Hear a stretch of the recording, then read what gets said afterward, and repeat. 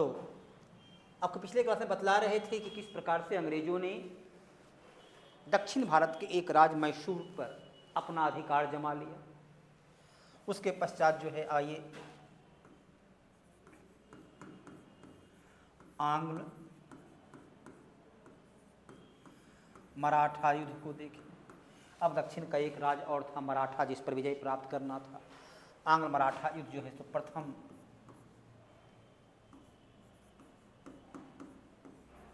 आंग्ल मराठा युद्ध कब हुआ? तो ये हुआ 1775 से 1782 तक। द्वितीय आंग्ल मराठा युद्ध कब हुआ? 1803 से 1806 तक। तृतीय आंग्ल मराठा युद्ध कब हुआ? 1818 में हुआ। इसका कारण क्या था? तो ये जो है सूरत की संधि, सूरत की संधि इसका कारण बना।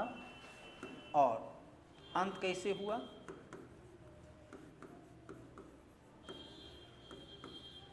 तो सालवाई की संधि के साथ समाप्त हुआ। ये जो है बसीन की संधि के साथ शुरू हुआ और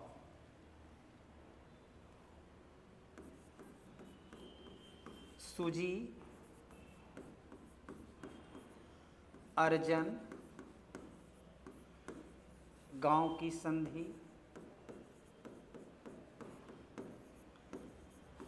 देवगांव की संधि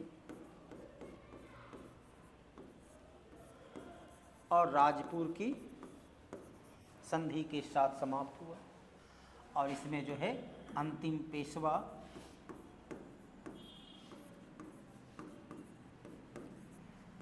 बाजीराव द्वितीय अंग्रेजों से पराजित हुआ और अंग्रेज ने इसे पराजित करके पेशवा को कहाँ भेज दिया? तो कानपुर भेज दिया। कानपुर का बिठूर में पेंशन देकर इनको भेज दिया, अर्थात मराठा राज को समाप्त कर दिया गया। मराठा राज जो है पूरी तरह से समाप्त कर दिया गया। 3 मराठा युद्ध के पश्चात अंतिम पेशवा रहे बाजीराव द्वितीय। तो पहला पेशवा थे बालाजी विश्वनाथ, अंतिम पेशवा थे बाजीराव द्वितीय। इस प्रकार से जो है अंग्रेजों ने मराठा है मैसूर, बंगाल, दिल्ली का बादशाह, इन सभी पर विजय प्राप्त किया। अब आइए थोड़ा सा और देख लें। एक है आंग्ल पंजाब या सिख युद्ध, ये भी 2 हुआ।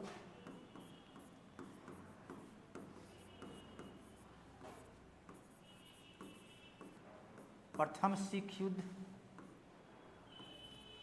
1845-46, द्वितीय सिख युद्ध 1848-49।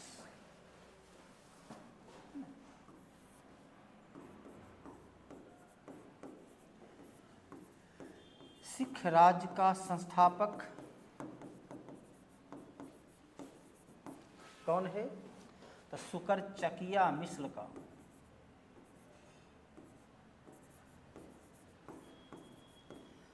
शुकरचकिया मिस्र का रंजीत सिंह।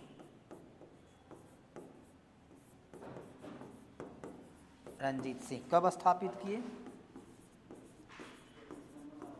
तो 1800 ईस्वी में सुकरचकिया मिश्र का रंजीत सिंह जो है यह स्थापित किए। सिख राज की राजधानी कहाँ बनाए? राजधानी लाहौर को बनाया गया। 1809 में अंग्रेज एवं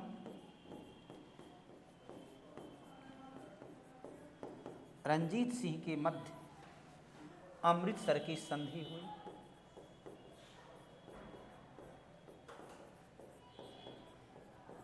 अमृतसर की संधि हुई, रंजीत सिंह अमृतसर की संधि हुई। ये संधि के द्वारा रंजीत सिंह और सिख राज की सीमा रेखा को निर्धारित किया गया।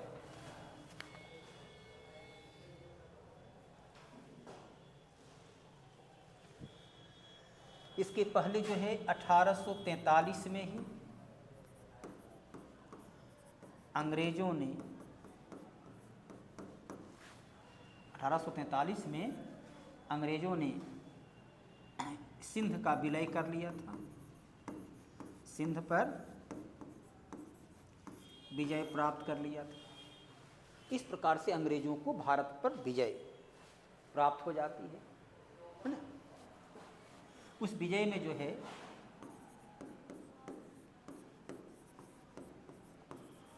भारत विजय में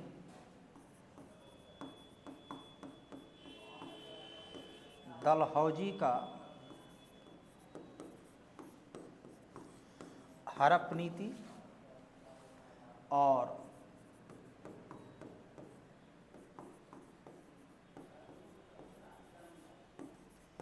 बेलेजली का सहायक संधि सबसे महत्वपूर्ण या प्रभावी भूमिका में से निभाया।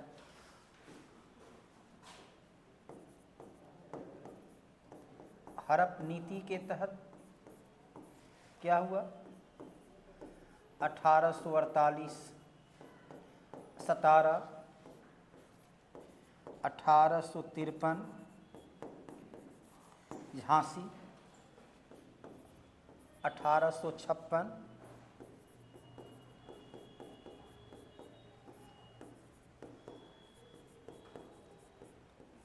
कुशासन के आधार पर अवध राज को अंग्रेजी राज में मिला लिया गया। अंग्रेजी राज में शामिल कर ली। 1848, 17 सबसे पहले 17 को। इसी प्रकार जो है सहायक संधि को सबसे पहले 1798 में हैदराबाद का निजाम ने स्वीकार किया था। 1798 में हैदराबाद का निजाम ने स्वीकार किया। अब दिखना है कि अंग्रेज जब विजय प्राप्त कर लिए, भारत को जीत लिए, तब उसका सबसे जीता किस लिए था? धन के लिए। तो धन का स्रोत उस वक्त क्या था? भू राजस्व था। तो अंग्रेजों की भू राजस्व नीति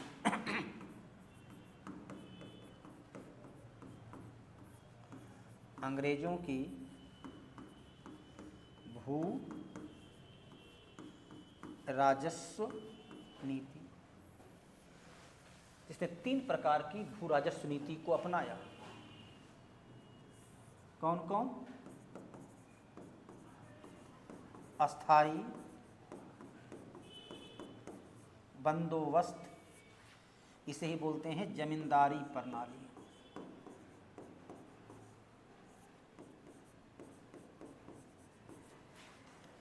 जमींदारी प्रणाली। दूसरा जो होता है वो है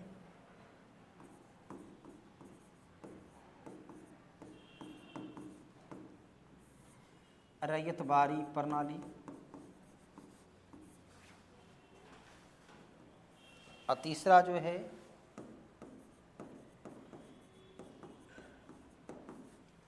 महालवारी प्रणाली। तो 3 प्रकार की भू राजस्व नीति को अपनाया गया। ये कहाँ अपनाया गया? ये अपनाया गया बंगाल, बिहार के क्षेत्र में किसने अपनाया? तो लॉर्ड कॉर्नवालिस ने अपनाया। ये कहाँ अपनाया गया? ये अपनाया गया बम्बई और मद्रास प्रेसिडेंसी में। किसने अपनाया? तो टॉमस मुनरो। रैयत मतलब यहाँ किसान जो है कर अंग्रेज को देते थे, डायरेक्ट व्यवस्था था। यहाँ जो है कर संग्रह करने का काम जमींदार करता था। कब से हुआ? ये था आपका 1793 में। ये रहा 1820 से 1827 में। ये कहाँ लागू हुआ? तो पंजाब, हरियाणा, मध्य भारत में। किसने लागू किया?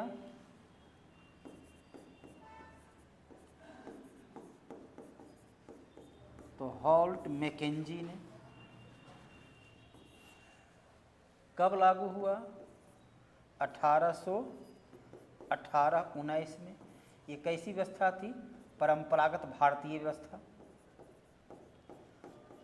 परंपरागत व्यवस्था की तरह थी। तो अंग्रेजों ने 3 प्रकार की भू राजस्व नीति को भारत में अपनाया। इसे कहा गया अस्थाई बंदोबस्त जमींदारी प्रणाली, रैयतवारी प्रणाली और महालवारी प्रणाली। तो अंग्रेजों की संपूर्ण देश में 3 प्रकार की भू राजस्व नीति थी। ठीक है, अब आगे बढ़िए।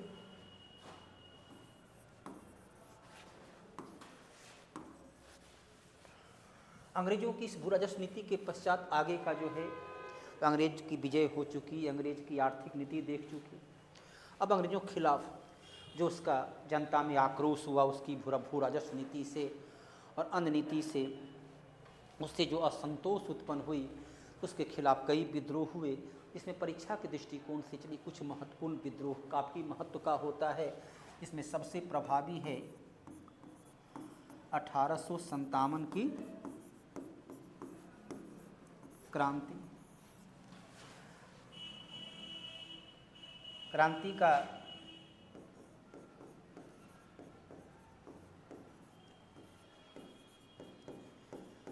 तात्कालिक कारण क्या है?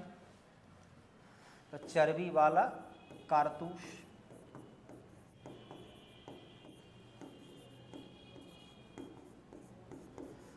चर्बी वाला कारतूस को जो प्रयोग में लाया गया, यह जो है तात्कालिक कारण बना।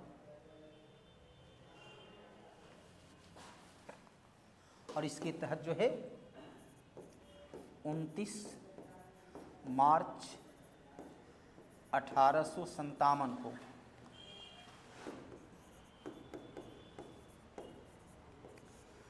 बैरकपुर का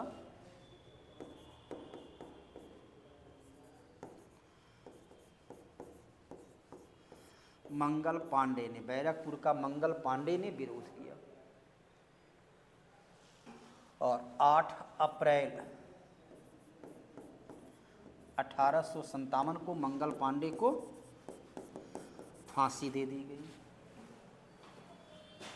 शुरुआत कब हुई, कब से विद्रोह हुआ? तो 10 मई 1857। कहाँ से हुआ?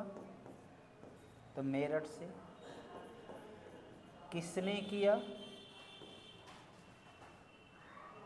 तो सैनिकों ने किया, सैनिकों ने किया।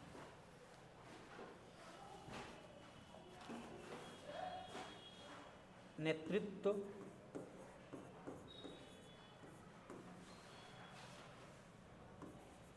कहाँ? तो बहादुर शाह जफर बहादुर शाह जफर कहाँ थे? दिल्ली।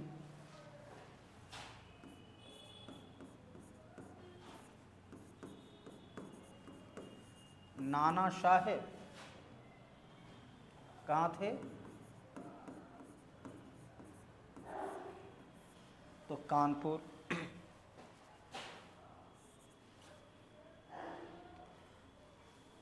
लियाकत अली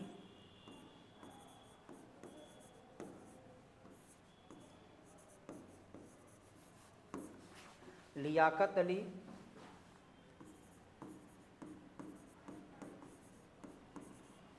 इलाहाबाद। लियाकत अली इलाहाबाद।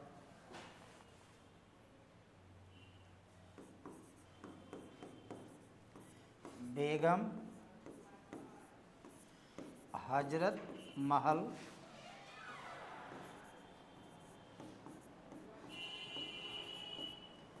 लखनऊ।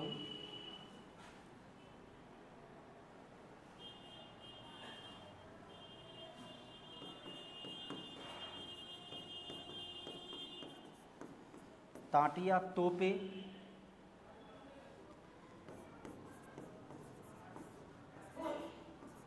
ग्वालियर।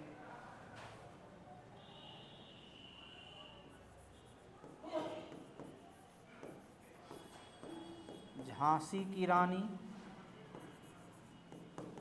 झांसी।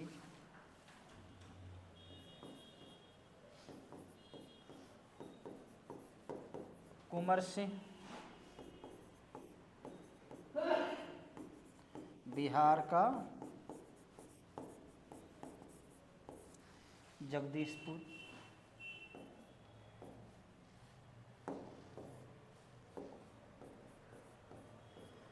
पीर अली पटना। ये सब विद्रोह के महत्वपूर्ण अंग्रेज दिल्ली में हर्षन, निकलसन, कानपुर में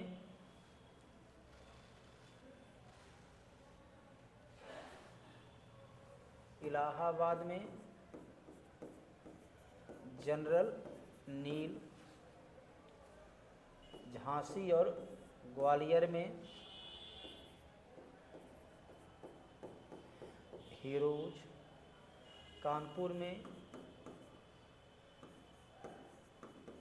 कैंपबेल,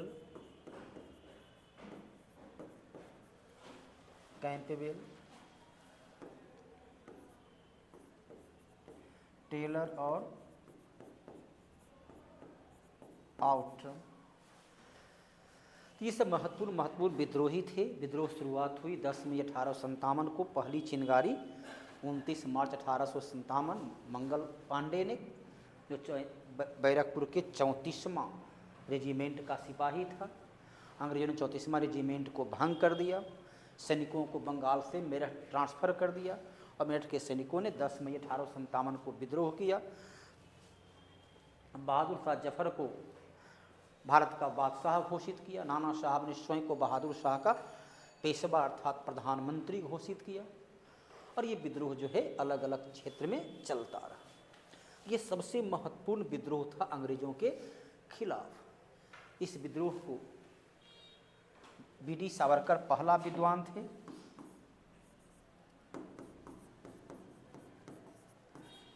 बी.डी. सावरकर पहला विद्वान थे। इसने इस विद्रोह को क्या कहा? बी.डी. सावरकर ने इसे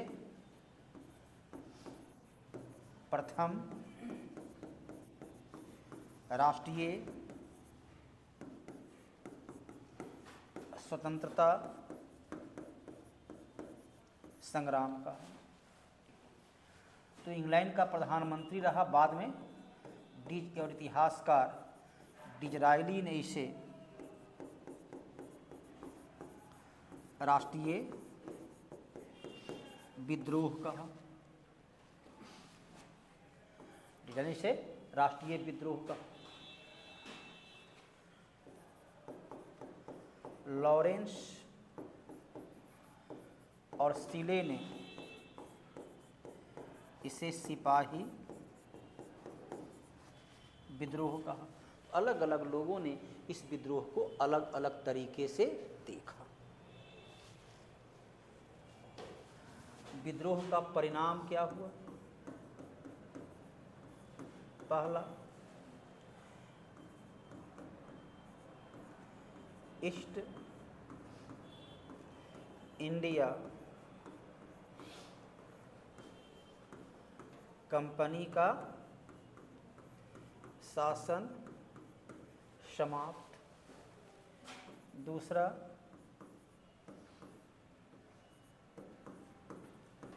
ब्रिटिश महारानी का शासन प्रारंभ।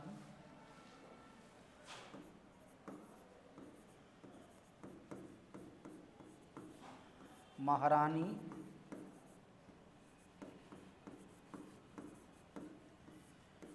विक्टोरिया को भारत की साम्राज्ञी घोषित किया गया।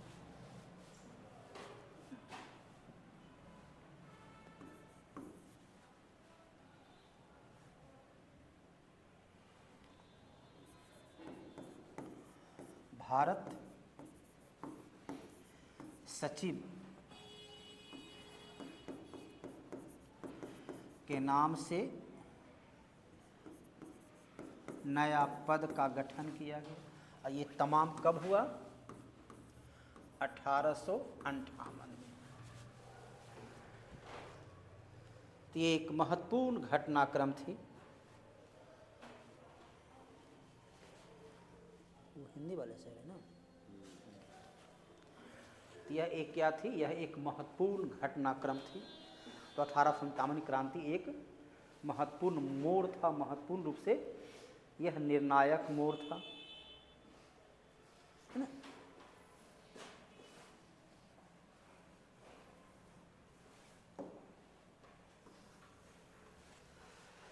कुछ अन्य विद्रोह भी अंग्रेजों के काल में हुआ, जिसमें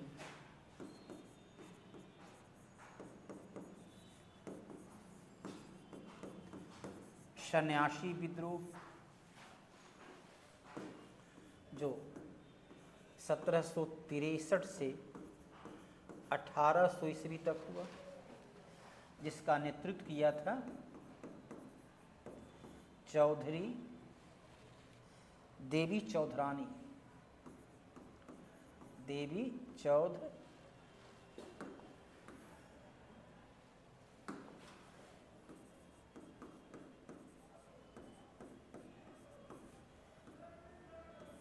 चौधरानी इस विद्रोह का नेतृत्व किए थे। इसके अलावा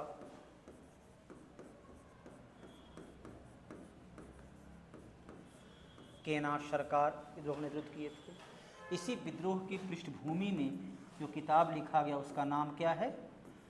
आनंद मठ। आनंद मठ पुस्तक लिखा गया। किनके द्वारा?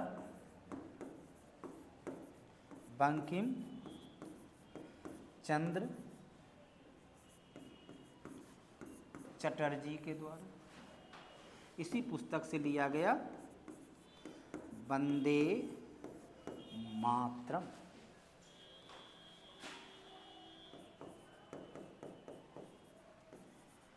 बंगाल का नील विद्रोह 1858-59। किसने इसका किया नेतृत्व? तो किया इसका नेतृत्व दिगंबर विश्वास,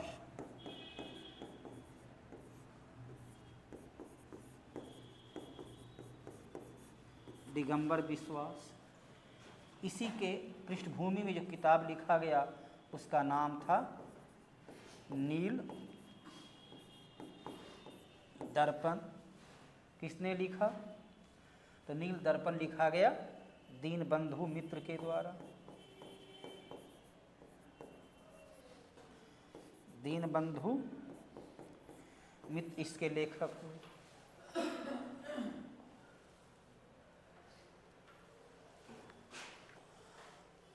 और कौन विद्रोह हुआ?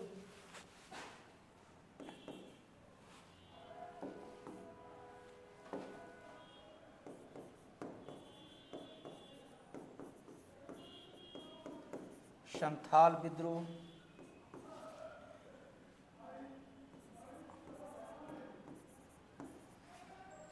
अठारह सौ 55-56 किसने किया नेतृत्व? सिंधु कान्हू ने नेतृत्व किया। कहाँ हुआ? संथाल परगना, भागलपुर,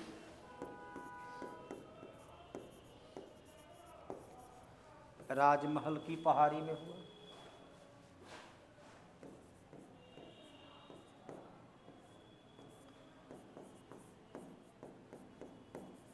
मुंडा विद्रोह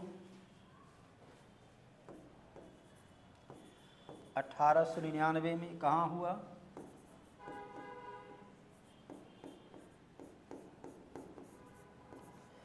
छोटा नागपुर में, रांची में। नेतृत्व कौन किया?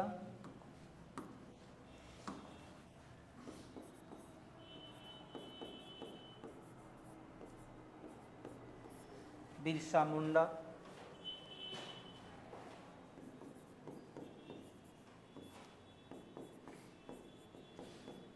कोल विद्रोह 1831 कहाँ हुआ? झारखंड। किसने किया? बुद्धू भगत।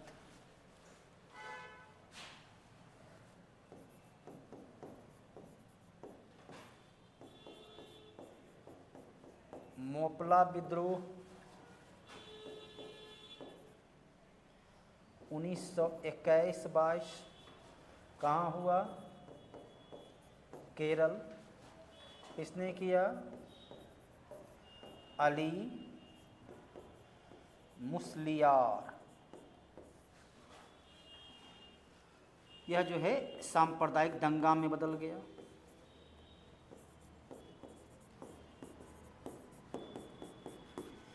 यह विद्रोह जो है हिंदू मुस्लिम दंगा के रूप में बदल गया।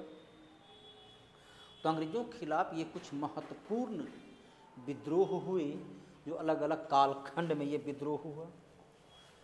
ये विद्रोह से जुड़ा हुआ था। तो अंग्रेजों की आर्थिक नीति देखे, अंग्रेजों की विजय नीति देखे, अंग्रेजों के खिलाफ हुए विद्रोह को आपने देखा। अब देखना है अंग्रेजों के खिलाफ जो अंग्रेजों के काल में जो पुनर्जागरण हुआ,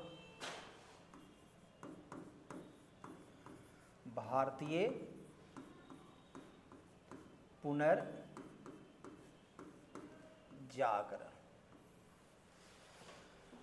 एवं सामाजिक आर्थिक सुधार। भारतीय पुनर्जागरण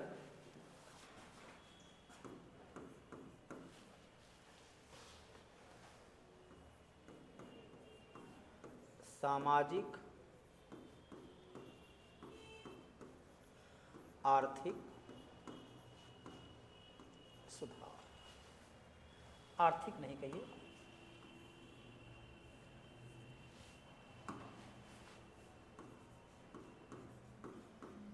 धार्मिक सुधार।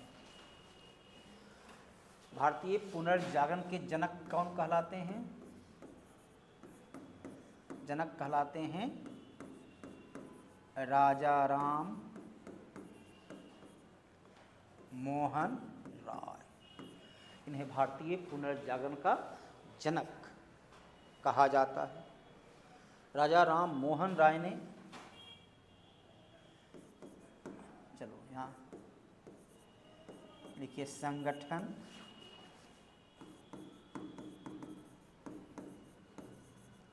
संस्थापक।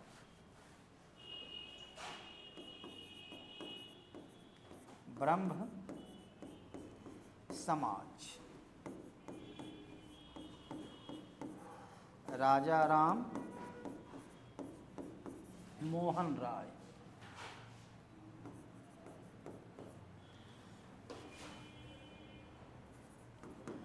ईस्वी सन 1828।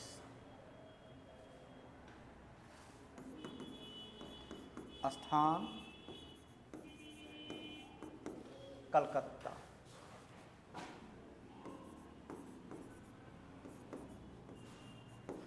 आत्मीय सभा राजा राम मोहन राय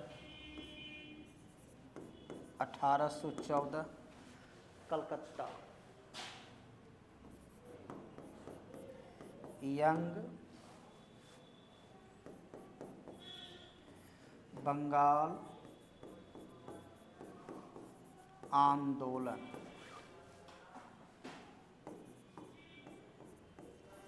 हेनरी विवियन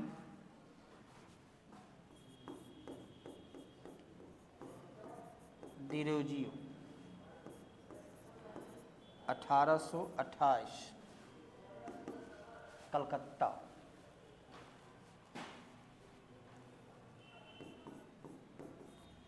तत्व बोधिनी सभा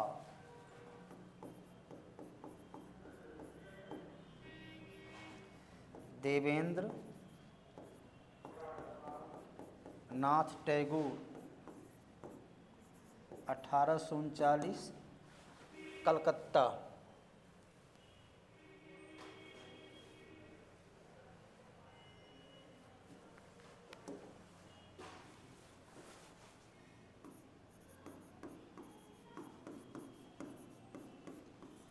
आर्य समाज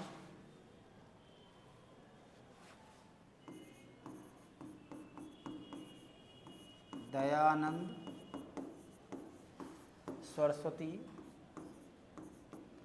1875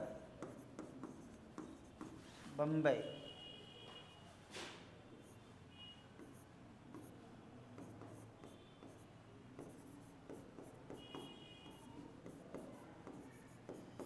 प्रार्थना सभा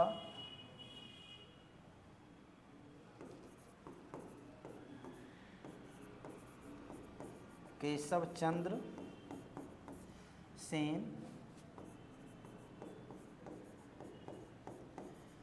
आत्माराम पांडुरंग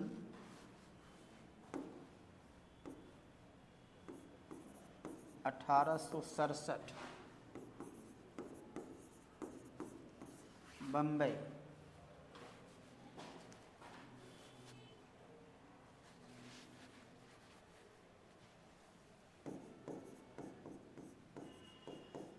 रहनुमाए माजदा यासन सभा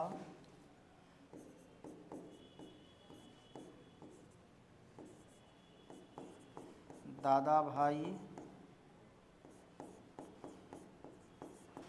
नैरोजी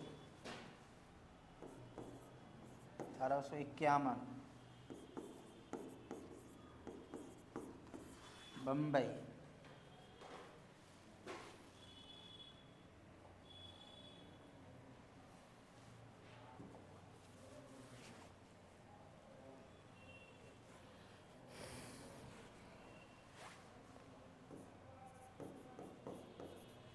आत्म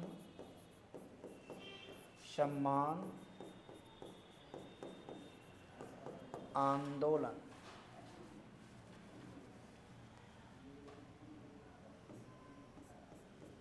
ई.भी. रामास्वामी नायकर 1920 मद्रास।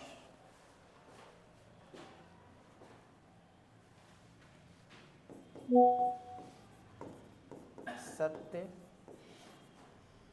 शोधक समाज।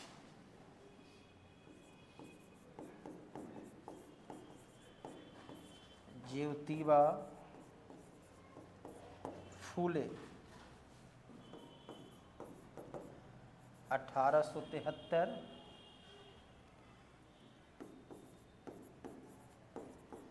बम्बई।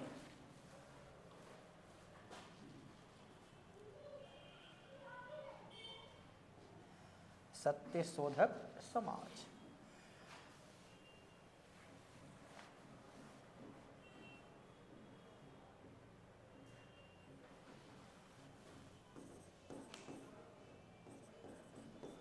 Indian association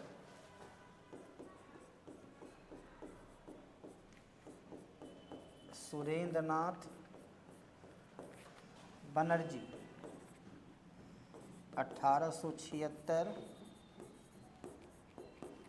Calcutta. ये सब कुछ महत्वपूर्ण जो था वो आपका भारत के कुछ सामाजिक आर्थिक राजनीतिक संगठन थे जो समाज सुधार के लिए काम कर रहे थे।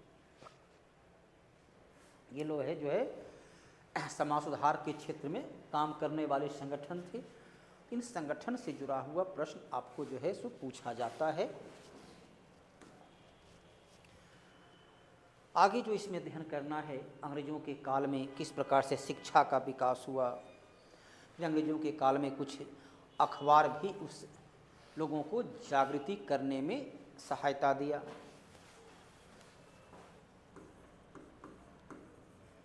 तो शिक्षा का विकास,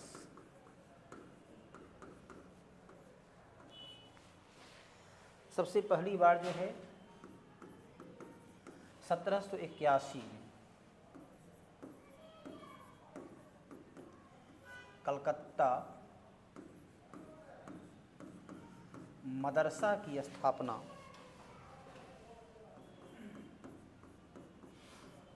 वारेन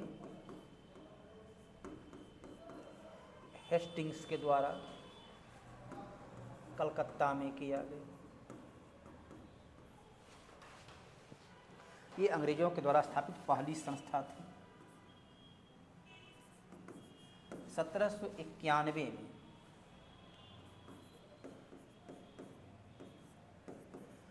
बनारस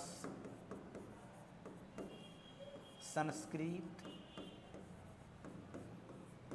कॉलेज की स्थापना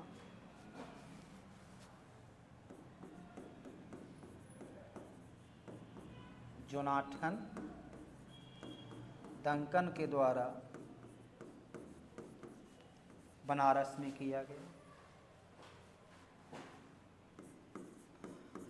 1817 में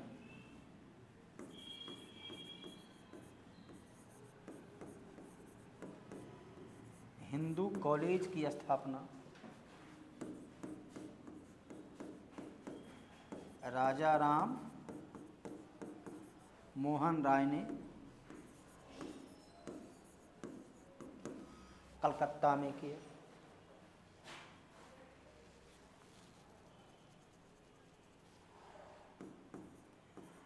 1875 में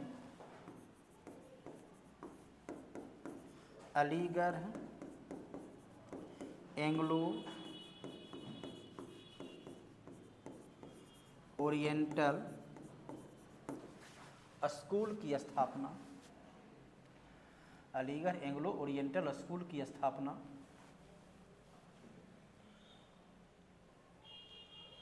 किसने किया? सर सैयद अहमद खान। कहाँ किया? अलीगढ़ में। यही संस्था जो है 1920 में अलीगढ़ मुस्लिम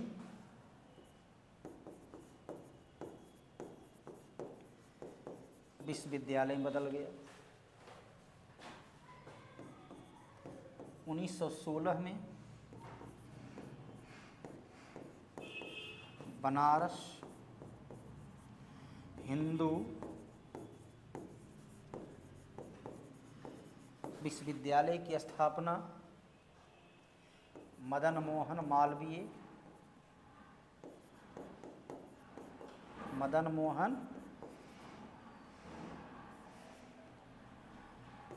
मालवीय के द्वारा कहाँ किया गया? तो बनारस में किया गया। ये कुछ महत्वपूर्ण संस्था थी जो अंग्रेजों के काल में बनाया गया। अंग्रेजों ने सबसे पहले शिक्षा के विकास के लिए 1854 में चार्ल्स वुड आयोग का गठन किया। चार्ल्स वुड आयोग का गठन किया। इसके रिपोर्ट को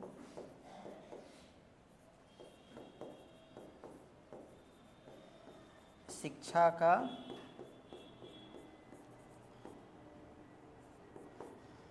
मैग्ना कार्टा कहा जाता है। इसके रिपोर्ट को क्या बोलते हैं? शिक्षा का मैग्ना कार्टा कहा जाता है। और इसके सिफारिश पर 1857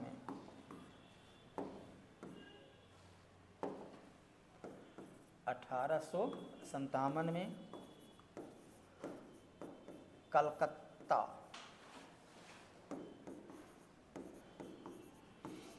बम्बई और मद्रास में एक एक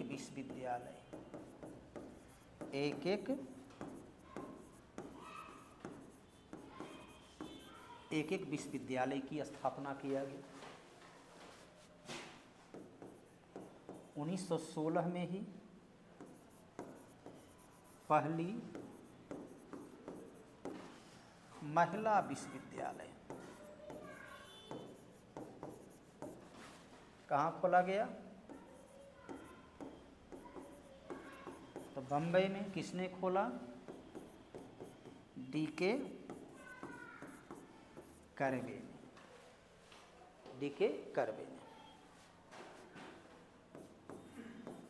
1882 में शिक्षा के लिए हंटर आयोग का गठन किया गया, जिसने प्राथमिक शिक्षा को बढ़ावा देने का सुझाव दिया। 1917 में सैडलर आयोग का गठन किया गया, जिसने 10+2 की शिक्षा नीति को बढ़ावा देने का सुझाव दिया। इस प्रकार से अंग्रेजों के काल में भारत में शिक्षा के विकास के लिए मुख्य काम किया गया। साथ ही सबसे महत्वपूर्ण ये है कि 1833 का चार्टर एक्ट के द्वारा शिक्षा का माध्यम क्या बनाया गया? अंग्रेजी को। शिक्षा का माध्यम जो है अंग्रेजी को बनाया गया। तो ये था आपका अंग्रेजों के काल में शिक्षा का विकास के लिए क्या कार्य किया गया, ये आपको स्पष्ट कर दिया गया। तो अंग्रेजों के काल में शिक्षा के विकास के लिए जो काम किया गया वो महत्वपूर्ण संस्थान को आपके सामने रख दिया गया। चलिए आज का अंतिम जो है हम लोग देखते हैं समाचार पत्र।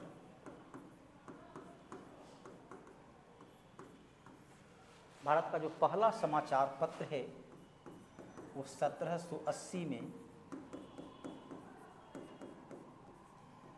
बंगाल गजट के नाम से प्रकाशित हुआ। जेम्स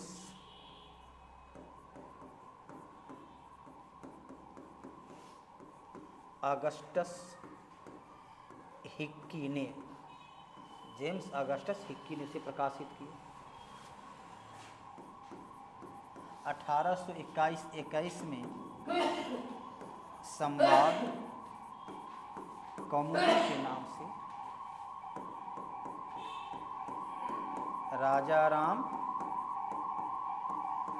मोहन राय का अखबार बांग्ला भाषा में निकला।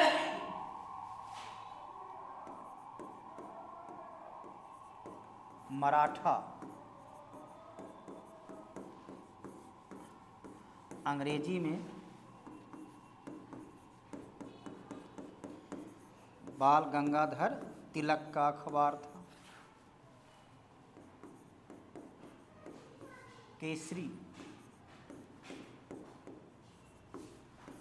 मराठी में बाल गंगाधर तिलक का अखबार था। यंग इंडिया और नव जीवन, यंग इंडिया अंग्रेजी में और नव जीवन गुजराती में। यह महात्मा गांधी का अखबार था। लीडर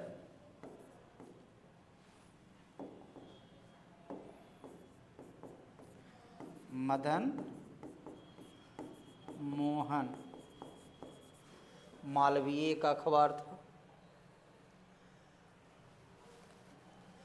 मदन मोहन मालवीय ने अखबार निकाला लीडर के नाम से।